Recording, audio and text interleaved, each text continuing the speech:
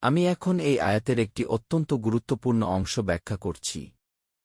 এখানে বলা হচ্ছে ইল্লামা সালাফ অর্থাৎ অতীতে যা হয়ে গেছে, যা জাহেলিয়াত যুগে সংঘটিত হয়েছে, তা আল্লাহ ক্ষমা করে দিয়েছেন।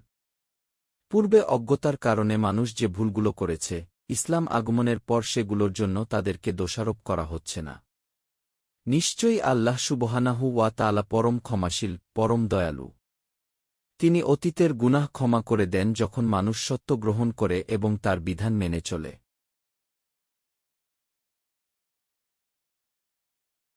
এরপর আমি একটি গুরুত্বপূর্ণ শব্দ ব্যাখ্যা করছি, হিসান।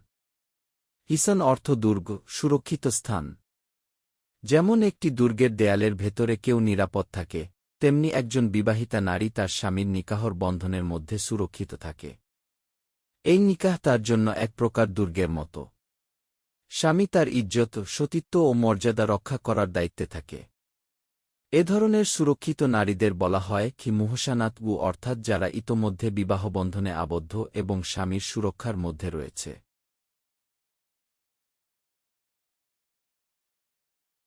আমি পরিষ্কার করে বলছি যে সকল নারী ইতোমধ্যে অন্য পুরুষের সাথে বিবাহবন্ধনে আবদ্ধ, তারা তোমাদের জন্য হারাম।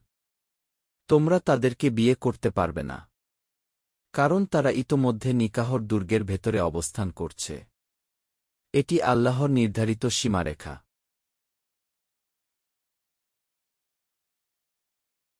তবে এখানে একটি ব্যতিক্রমের কথা বলা হয়েছে। যদি কোনো অমুসলিম নারী যুদ্ধবন্দী হিসেবে মুসলমানদের হাতে আসে, যদিও তার স্বামী তার নিজ দেশে থেকে যায়, তার পূর্বের বৈবাহিক অবস্থার পরিবর্তন ঘটে। সে আর পূর্বের সামাজিক কাঠামোর মধ্যে নেই।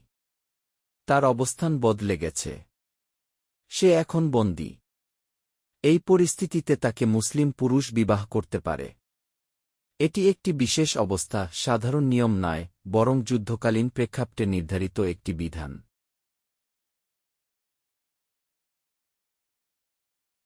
আমি আবারও জোর দিয়ে বলছি, এগুলো কিতাবাল্লাহি আলাইকুম, এটি তোমাদের উপর আল্লাহর বিধান।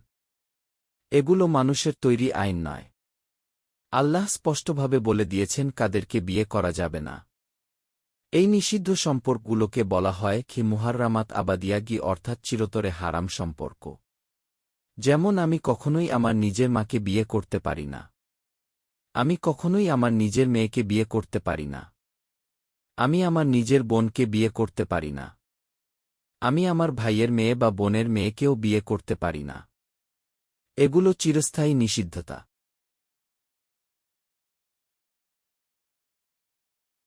এই তালিকা স্পষ্টভাবে নির্ধারিত। আল্লাহ সীমা টেনে দিয়েছেন। কিন্তু এই নিষিদ্ধ তালিকার বাইরে অন্যান্য নারীরা তোমাদের জন্য হালাল। অর্থাৎ যারা এই হারাম সম্পর্কের অন্তর্ভুক্ত নয়, তাদেরকে বৈধভাবে নিকাহ করা যাবে। ইসলাম এখানে ভারসাম্য প্রতিষ্ঠা করেছে। একদিকে পারিবারিক পবিত্রতা রক্ষা করেছে, অন্যদিকে বৈধ সম্পর্কের দরজা উন্মুক্ত রেখেছে।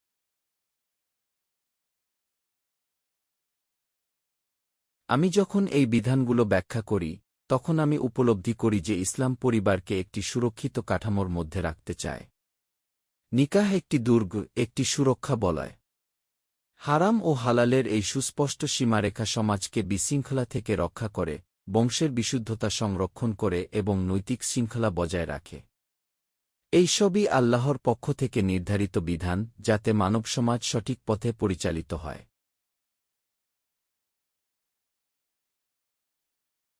আমি এখন নিকাহ ও বিবাহের শরঈ উদ্দেশ্য সম্পর্কে আলোচনা করছি। আমি বলছি, যখন তোমরা কোনো নারীকে বিবাহে গ্রহণ করবে, তখন তোমাদের সম্পদ থেকে তাকে মোহর দিতে হবে। এই মোহর তার অধিকার। কিন্তু উদ্দেশ্য যেন কেবল প্রবৃত্তি পূরণ না হয়। উদ্দেশ্য হবে তাকে নিকাহর দুর্গে আনা, বৈধ ও পবিত্র বন্ধনে আবদ্ধ করা। এটি হবে বৈধ দাম্পত্য সম্পর্ক, কোনো অবৈধ সম্পর্ক বা ব্যভিচার নয়। শুধুমাত্র সাময়িক ভোগের জন্য।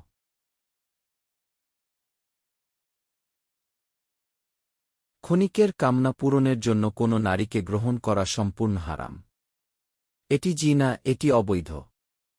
বরং আমি বুঝি যে নিকাহ একটি পবিত্র, দীর্ঘস্থায়ী সম্পর্ক, স্বামী-স্ত্রীর আজীবনের বন্ধন।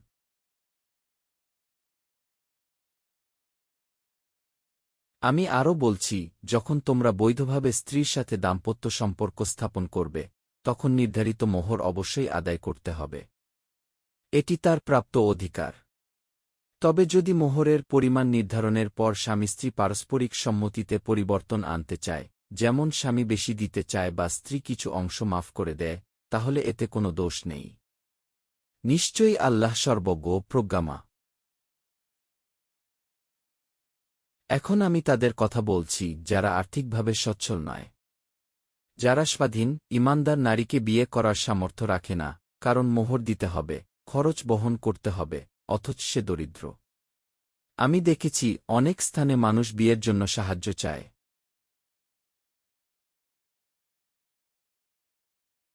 যেন মোহর আদায় করতে পারে। এটি বাস্তবতা। যদি কেউ স্বাধীন মুমিন নারীকে বিয়ে করার সামর্থ্য না রাখে, তবে তাকে একটি ছাড় দেওয়া হয়েছে। সে মুসলিম দাসীকে বিয়ে করতে পারে, শর্ত হল সে মুসলিম হতে হবে।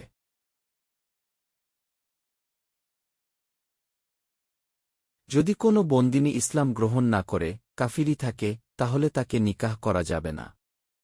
যদিও যুদ্ধবন্দী হিসেবে সম্পর্কের একটি আলাদা বিধান রয়েছে, কিন্তু বৈধ স্ত্রীর মর্যাদা পাবে কেবল মুসলিম নারী।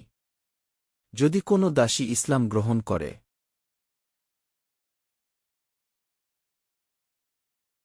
তবে তাকে বৈধভাবে নিকাহ করা যাবে, তবে তার মালিকের অনুমতি নিয়ে। আমি যদি কোনো দাসীর মালিক হই এবং অন্য কোনো মুসলিম তার সাথে বিবাহ করতে চায়, আমার অনুমতি প্রয়োজন হবে।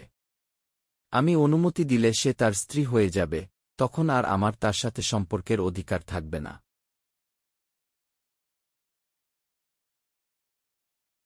আমি আরও বলছি, দাসীকেও নিকাহর দুর্গে আনতে হবে, কেবল গোপন সম্পর্ক বা অবৈধ বন্ধুত্বের জন্য নয়। নিকাহ হবে প্রকাশ্য, বৈধ ও মর্যাদাপূর্ণ। যদি সে বিবাহিত অবস্থায় কোনো অশ্লীলতা বা ব্যভিচার করে, তবে তার শাস্তি স্বাধীন নারীর শাস্তির অর্ধেক হবে। এটি একটি বিশেষ বিধান।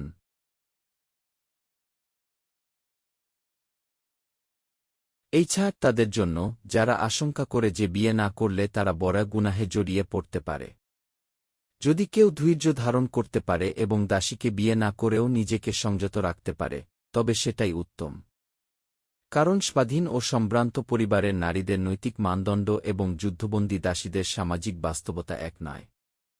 তবুও আল্লাহ সুবহানাহু ওয়া তাআলা দয়া করে একটি বিকল্প পথ রেখেছেন, যেন মানুষ বড় গুনাহে না জড়ায়। আল্লাহ ক্ষমাশীল, পরম দয়ালু।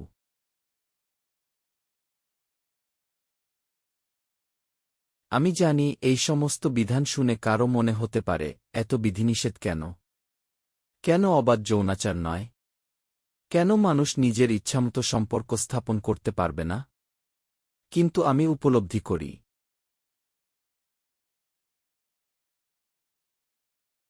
এগুলো আল্লাহর পক্ষ থেকে আমাদের কল্যাণের জন্য নির্ধারিত সীমা। আল্লাহ চান সবকিছু পরিষ্কারভাবে বুঝিয়ে দিতে, আমাদেরকে সৎপথে পরিচালিত করতে, তাদের পথ অনুসরণ করাতে যাদের উপর তিনি অনুগ্রহ করেছেন।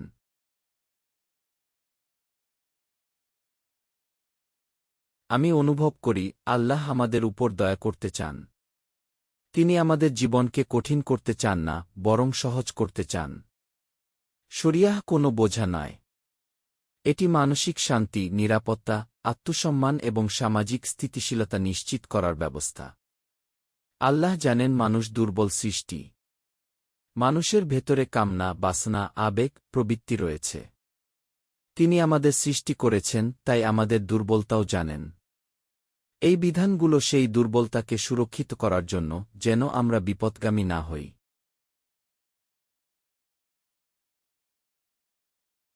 এরপর আমি একটি প্রতিষ্ঠানের লক্ষ্য সম্পর্কে বলছি। উত্তর আমেরিকার ইসলামিক অর্গানাইজেশন একটি প্রতিষ্ঠান, যার উদ্দেশ্য কুরআনের শিক্ষা মুসলিমদের অন্তরে পুনর্জাগরিত করা এবং অমুসলিমদের কাছে তার বার্তা পৌঁছে দেওয়া। আমি বুঝি, একজন মুসলিমের 4টি মৌলিক দায়িত্ব রয়েছে।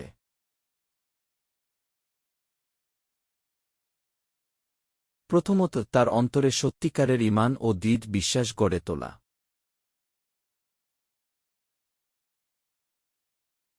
দ্বিতীয়ত, আল্লাহর ইচ্ছার কাছে পূর্ণ আত্মসমর্পণের জীবন যাপন করা।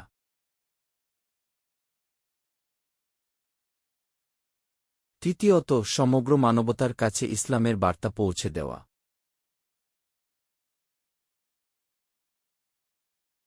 চতুর্থত, ন্যায়ভিত্তিক ইসলামী ব্যবস্থা প্রতিষ্ঠায় সর্বোচ্চ চেষ্টা করা।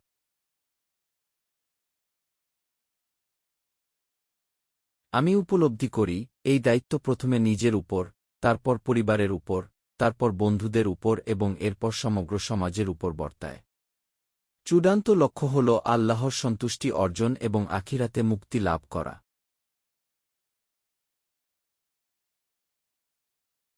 এই সব কিছু মিলিয়ে আমি বুঝি, ইসলামের বিধানসমূহ কেবল নিয়ম নয়, বরং মানব জীবনের পূর্ণাঙ্গ দিক নির্দেশনা। এটি আত্মশুদ্ধি, পারিবারিক স্থিতি, সামাজিক ন্যায় এবং আখিরাতের সফলতার পথ।